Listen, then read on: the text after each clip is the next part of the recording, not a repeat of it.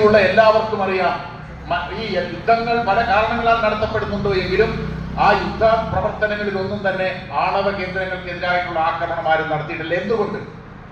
Iran മാത്രം ആണവ കേന്ദ്രങ്ങളെ ആക്രമിച്ചു. യുദ്ധം തുടങ്ങിയതിന്റെ തൊട്ടടുത്ത ദിവസം ബെഞ്ചമിൻ നെതന്യാഹു എന്ന് പറയുന്ന ഇസ്രായേലിന്റെ പ്രധാനമന്ത്രി പറഞ്ഞു, ഈ ആക്രമണത്തിലൂടെ ഞങ്ങൾക്ക് 2 ലക്ഷ്യമാണുള്ളത്. എന്തൊക്കെയാ 2 ലക്ഷ്യങ്ങൾ? ഒന്ന്, ഇറാന്റെ ആണവ പദ്ധതിയെ പൂർണ്ണമായും തുടച്ചു നീക്കുക. 2, ഇറാന്റെ ഭരണകൂടത്തെ അട്ടിമറിക്കുക.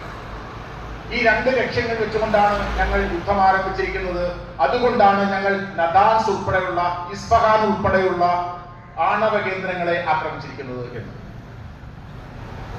നാം പരിശോധിക്കേണ്ട കാര്യം, ഒന്ന്, ഇറാന്റെ കയ്യിൽ ആണവായുധം ഉണ്ടോ എന്നുള്ളത്.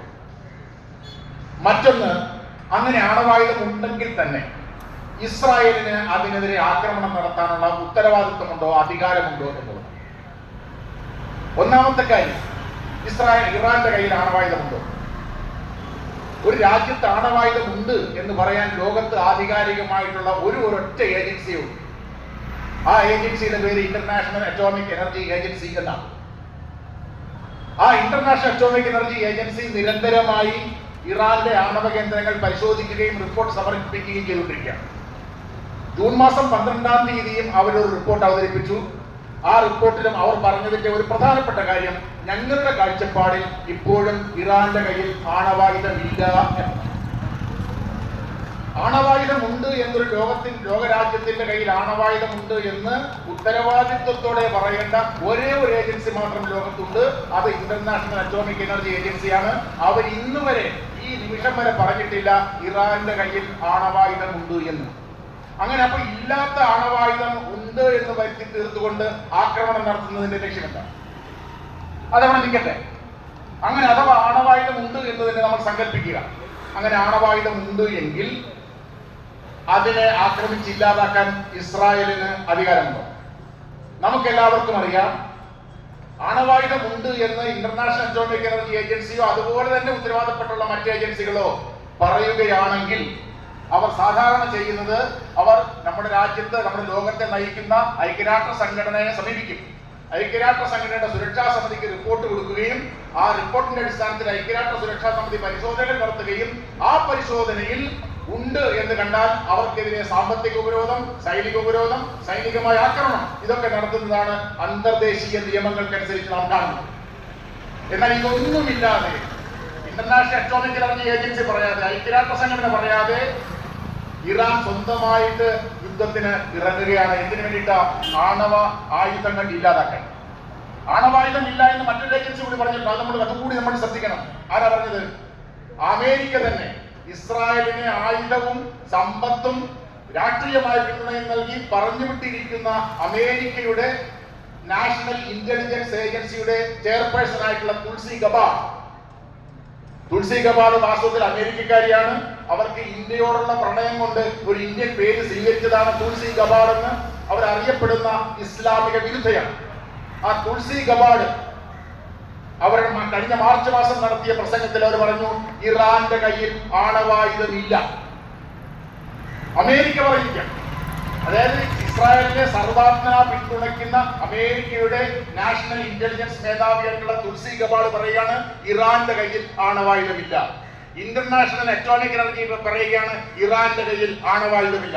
പിന്നെ എന്തുകൊണ്ടാണ് ഇസ്രായേല് ഇറാനെതിരെ ആക്രമണം നടത്തുന്നത്? ഒന്ന്, ഇസ്രായേലിന് ഇറാനെതിരെ ആണവ ആക്രമണം നടത്തി ആണവായുധം ഇല്ലാതാക്കാനുള്ള എന്തെങ്കിലും അവകാശമുണ്ടോ? ധാർമ്മികമായോ രാഷ്ട്രീയമായോ? രാഷ്ട്രീയമായി നോക്കൂ, ഞാൻ നേരത്തെ പറഞ്ഞു കഴിഞ്ഞു. രാഷ്ട്രീയമായി ഒരു രാജ്യത്തിന്, ഒരു പരമാധികാര രാജ്യത്തിലേക്ക് ആക്രമണം നടത്താൻ ഒരു ഐക്യരാഷ്ട്ര സംഘടനയുടെ മെമ്പറായിട്ടുള്ള രാജ്യത്തിന് ഉത്തരവാദിത്വമില്ല. ഒരു സംഘടനയും ഇസ്രായേലിനെ അത് നടത്താൻ ഏൽപ്പിച്ചിട്ടുള്ള എന്നുള്ളത് കൊണ്ട് രാഷ്ട്രീയമായ ഉത്തരവാദിത്വമില്ല. ധാർമ്മികമായ ഉത്തരവാദിത്വമുണ്ട്. ഒന്ന് പരിശോധിച്ച് നോക്കൂ. ഇവിടെ സൂചിപ്പിച്ചു, ഇസ്രായേൽ ആണവരാഷ്ട്രമാണോ ഇല്ലയോ? ഇസ്രായേൽ ഇതുവരെ പറഞ്ഞിട്ടില്ല ഇസ്രായേൽ ഒരു ആണവരാഷ്ട്രമാണോ എന്ന്. എന്നാൽ ആണവരാഷ്ട്രമാണോ? ലോകത്തിന് മുഴുവൻ അറിയാം ഇസ്രായേൽ ഒരു ആണവരാഷ്ട്രമാണ്. ഇസ്രായേൽ ആണവരാഷ്ട്രമാണെന്ന് ലോകം അറിഞ്ഞത് എപ്പോഴാണ്? ഇസ്രായേൽ ആണവ രാഷ്ട്രമാണെന്ന് അറിഞ്ഞത് 1990-കളിൽ ഇസ്രായേലിന്റെ ആണവ കേന്ദ്രത്തിൽ പണിയെടുത്തിരുന്ന മൊർദെഖായ് ബനൂനു എന്ന് പറയുന്ന ഒരു ആണവ ശാസ്ത്രജ്ഞൻ, അതിൽ പണിയെടുത്തിരുന്ന സാങ്കേതിക വിദഗ്ധൻ ലോകത്തോട് വിളിച്ചു പറഞ്ഞു, ഇസ്രായേലിന്റെ കയ്യിൽ ആണവായുധമുണ്ട് എന്ന്. എന്നാൽ ആണവായുധമുണ്ട് എന്ന് ലോകത്തെ അറിയുന്നതിന് മുമ്പ് തന്നെ അമേരിക്ക ഉൾപ്പെടെയുള്ള രാജ്യങ്ങൾ ഇസ്രായേലിന്റെ കയ്യിൽ ആണവായുധമുണ്ട് എന്ന് തിരിച്ചറിഞ്ഞു. അവിടെയാണ് നമ്മളൊരു കാപട്യം തിരിച്ചറിയണം. അമേരിക്ക ഉൾപ്പെടെയുള്ള രാജ്യങ്ങളുടെ ഒരു കാപട്യം. എന്താണ് ആ കാപട്യം? 1948-ലാണ് ഇസ്രായേൽ എന്ന് പറയുന്ന രാജ്യം ഉണ്ടാകുന്നത്. ആരുടെയൊക്കെ സഹായത്തോട് കൂടിയിട്ടാണ്? അമേരിക്ക, ബ്രിട്ടൻ മുതലായ രാജ്യങ്ങളുടെ സഹായത്തോട് കൂടിയിട്ടാണ് ഇസ്രായേൽ എന്ന് പറയുന്ന രാഷ്ട്രം ഉണ്ടാകുന്നത്. അങ്ങനെ അമേരിക്ക ഉൾപ്പെടെയുള്ള രാജ്യങ്ങളുടെ സഹായത്തോടു കൂടി രൂപീകരിക്കപ്പെട്ട ഇസ്രായേൽ 1948-ൽ തന്നെ ആദ്യത്തെ പ്രധാനമന്ത്രിയായിരുന്ന ഡേവിഡ് ബെൻ-ഗൂറിയൻ പറഞ്ഞു, നമുക്ക് ആണവായുധം വേണം.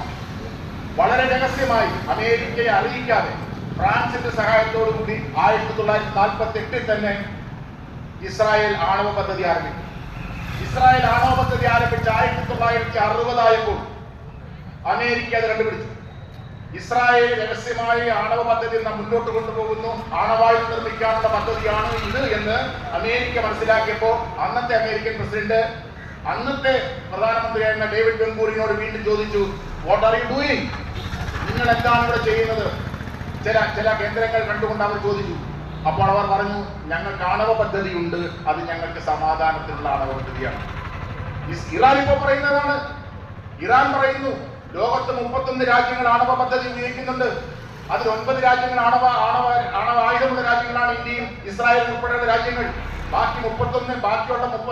ബാക്കിയുള്ള രാജ്യങ്ങൾ അവരുടെ വൈദ്യുതി ഉൽപ്പാദിപ്പിക്കാനും ആരോഗ്യരംഗത്തെ ഗവേഷണത്തിനും മറ്റുമാണ് ആണവ പദ്ധതി ഉപയോഗിക്കുന്നത്. അത് രാജ്യത്തിന്റെ സ്വാതന്ത്ര്യത്തിന്റെ പ്രശ്നമാണ്, ആത്മാഭിമാനത്തിന്റെ പ്രശ്നമാണ്. ഞങ്ങൾ വളരെ വലിയ വില കൊടുത്ത് ഡെവലപ്പ് ചെയ്താണ് ആണവ സാങ്കേതിക പദ്ധതി, അത് ഞങ്ങൾക്ക് ഉപേക്ഷിക്കാൻ പറ്റില്ല, അത് സമാധാനത്തിനുള്ളതാണ് എന്ന് ഇറാൻ പറയുമ്പോൾ ഇസ്രായേൽ പറയുകയാണ്, ഇത് ഞങ്ങൾ അംഗീകരിക്കില്ല. 1960 ഡേവിഡ് ബെൻ-ഗൂറിയൻ എന്ന് പറയുന്ന ഇസ്രായേലിന്റെ പ്രധാനമന്ത്രി അമേരിക്കൻ പ്രസിഡന്റ് ഐസൻഹോവറോട് പറഞ്ഞതാണിത്. എന്നിട്ടോ ഇത് സംഭവിച്ചു.